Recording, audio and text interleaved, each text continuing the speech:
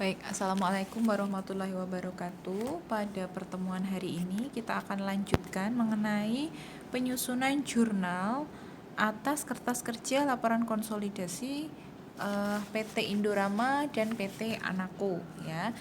Mungkin sambil kita review kembali. Jadi kemarin kita membahas mengenai akuisisi bertahap yang dilakukan oleh PT Indorama terhadap PT Anako, di mana PT Indorama ini adalah PT induk yang punya kepemilikan 80% atas sahamnya PT Anako.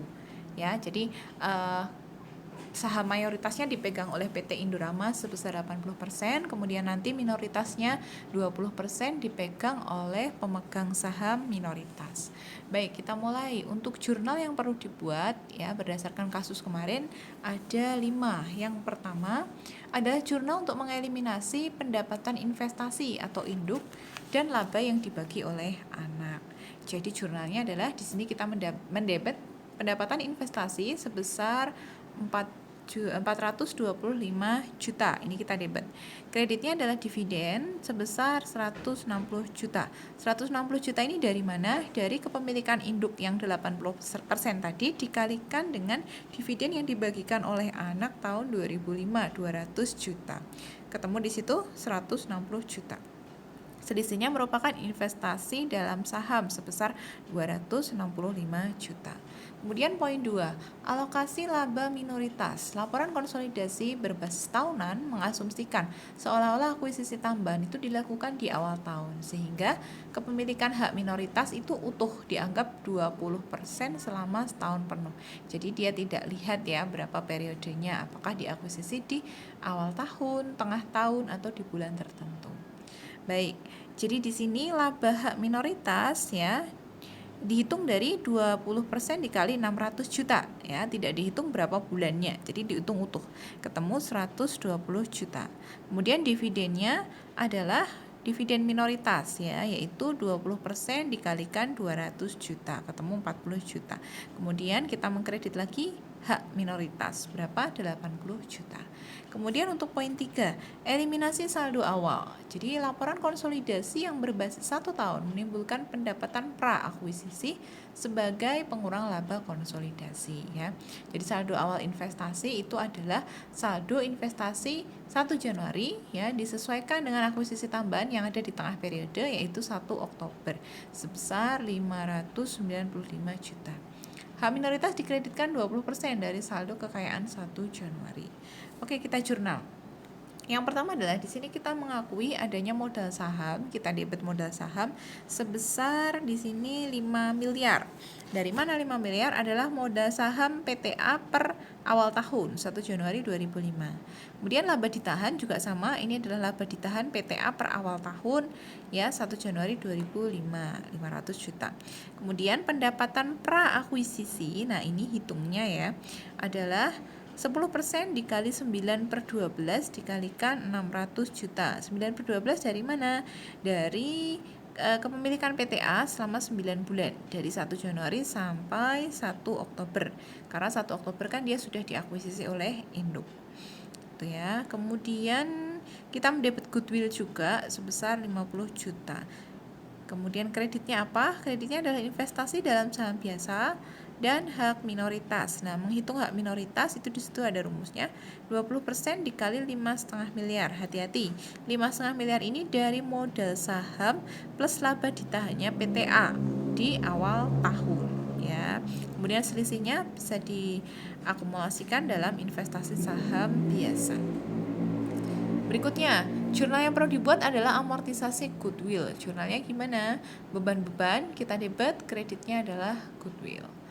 Dan terakhir adalah hutang atau piutang dividen. Kita mendebit utang dividen sebesar 160 juta, mengkredit piutang dividen 160 juta. Dari mana ini?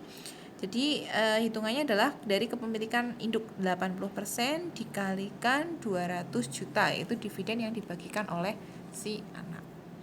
Kira-kira seperti itu jurnalnya.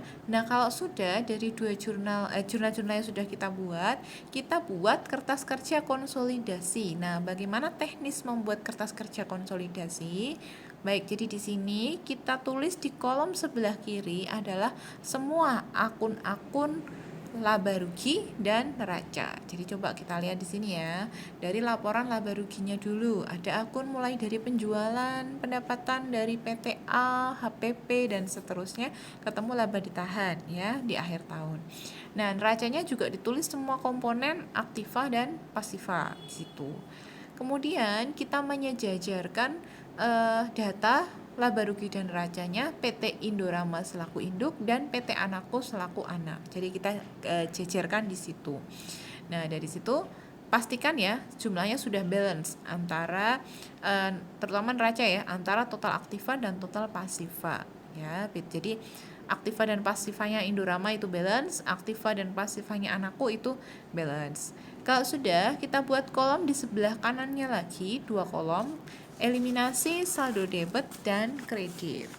Nah, sekarang tinggal kita masukkan saja angka-angka ini berdasarkan jurnal yang sudah kita buat di atas. Di sini sudah saya kasih tanda nomor ya, berupa nomor. Misalnya untuk nomor 1 ini tadi jurnal di atas ada pendapatan investasi, kita mendebat 425 juta. Nah, di sini pendapatan dari PTA, di situ saya kasih kode 1, 425.000 ya, berarti ini dalam ribuan ya, disingkat. Kemudian kreditnya apa? Kreditnya adalah dividen dan investasi dalam saham. Dividen 160 juta dan investasi dalam saham berapa di situ? 265 juta. Ya, 265 juta dan 160 juta.